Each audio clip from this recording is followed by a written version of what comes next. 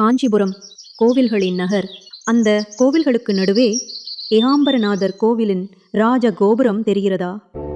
அந்த கோபுரத்தை நேராக பார்க்கும் சாலையில்தான் ஒரு சிறிய ஆன்மீக கோவில், அரசு காத்த அம்மன் கோவில்.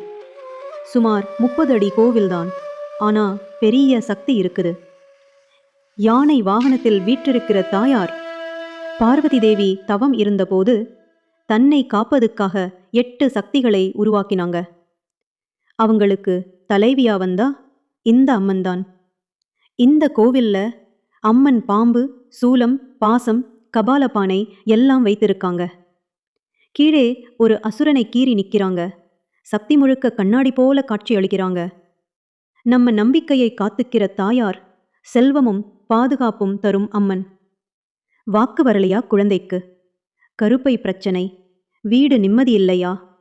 ஆடி மாதம் கடைசி வெள்ளிக்கிழமை, ஒரு விளக்கு, ஒரு நம்பிக்கை, அரசு காத்த அம்மன் பார்த்து நிக்கிறா.